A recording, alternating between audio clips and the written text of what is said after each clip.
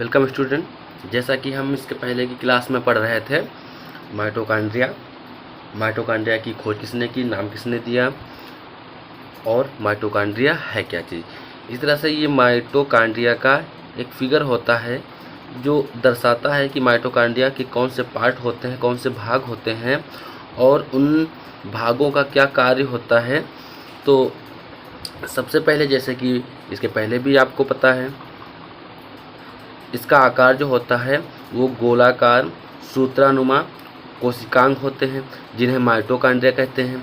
इनकी जिससे औसत लंबाई जो होती है वो 3 से 5 माइक्रोन मीटर होती है, जिससे कि ये जीवाणु नीली हरी शैवालों को छोड़कर जंतु और पौधों के समस्त कोशिकाओं में पाई जाती है। तो जैसे कि ये आकार दिख रही है, ये आकार एक जूते के आकार की दिख रही है। कैसे दिख रही है? एक जूते के आकार की दिख रही है। जैसे कि इसमें आपको बहुत सारे भाग दिख रहे हैं, बहुत सारे पार्ट दिख रहे हैं जो अलग अलग नाम से जाने जाते हैं, जैसे F1 कण या ऑक्सीसोम, जो ये उंगलियों के आकार की संरचना दिखाई दे रही है, इस पे ये जो बिंदु दिखाई दे रहे हैं इनको क्या कहते हैं? F1 कण या ऑक्सीसोम कहते हैं। ऐसे ही ये उंगली के आकार की संरचना दिख रही है जिसे हम नलिका कहते हैं। इसके अंदर राइबोसोम पाए जाते हैं, अंतः झिल्ली पाई जाती है, फिर बाह्य कक्ष भी होता है, अंतःकण भी पाए जाते हैं। बाह्य झिल्ली होती है, एक अंतः झिल्ली होती है जैसे कि पढ़ा। फिर अंतकला अवकाश, इसके अंदर क्या होता है कि एक स्पेस पाया जाता है, एक अवकाश पाया जाता है और उसके अंदर मैट्रिक्स भरा होता है और अंतर्वेश भी होता है। तो ये एक संरचना माइटोकॉन्ड्रिया को दर्शाती है। ऐसे ही माइटोकॉन्ड्रिया की संरचना के बारे में पढ़ते हैं। इलेक्ट्रॉन सूक्ष्मदर्शी से देखने पर प्रकट होता है कि माइटोकॉन्ड्रिया 2 परत वाली संरचना है। बाहरी परत सपाट होती है जबकि अंदर वाली परत विभिन्न स्थानों पर हाथ की उंगलियों की तरह मुड़ी होती है। जैसे कि ये आपको दिख रहा है, इसमें हाथ के उंगलियों की आकार की मुड़ी होती है।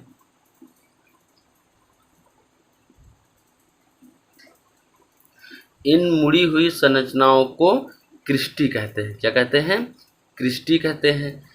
क्रिस्टी की सतह पर असंख्य छोटे छोटे टेनिस के रेफ्ट की भांति कण लगे होते हैं। क्या लगे होते हैं? कण लगे होते हैं। इन कणों को ऑक्सीसोम कण या F1 पार्टिकल्स कहते हैं। ऐसे ही प्रत्येक ऑक्सीसोम कण क्या होता है? प्रत्येक ऑक्सीसोम कण 3 भागों में बटा होता है। कौन से? आधार, वृंत, सिरा।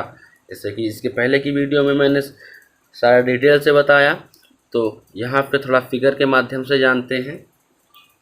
आधार, वृंत और सिरा ये एक प्रकार से माइटोकॉन्ड्रिया की अनुप्रस्थ काट है। क्या है? माइटोकॉन्ड्रिया की अनुप्रस्थ काट है। इसमें बाह्य कक्ष, अंतःकक्ष, डीएनए, अंतरानलिका अवकाश, अंतरावकाश, अंतराकला अवकाश और राइबोसोम। तो यह एक जो संरचना दिख रही है ये माइटोकॉन्ड्रिया की एक अनुप्रस्थ काट है।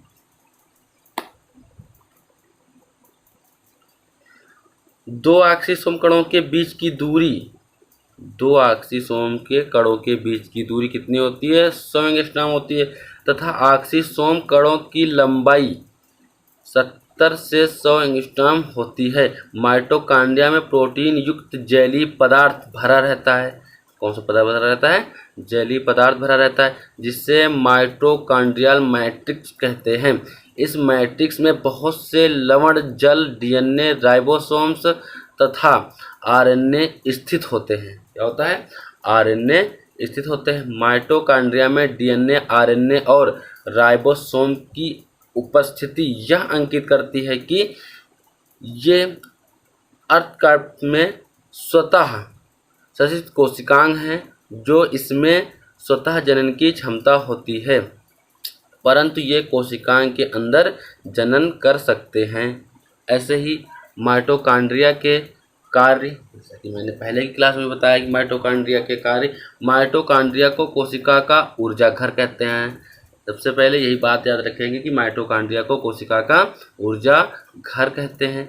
इसमें ऑक्सीय श्वसन की क्रिया में क्या होता है कि ऑक्सीय श्वसन की क्रिया में एडेनोसिन डाइफॉस्फेट की ऑक्सीकरण क्रिया में क्या होता है, एडेनोसिन डाइफॉस्फेट की ऑक्सीकरण क्रिया में एडेनोसिन डाइफॉस्फेट, एडेनोसिन ट्राइफॉस्फेट नामक ऊर्जा वाले यौगिक का निर्माण होता है। यह ऊर्जा कोशिका की विभिन्न क्रियाओं को संपादित करते हैं।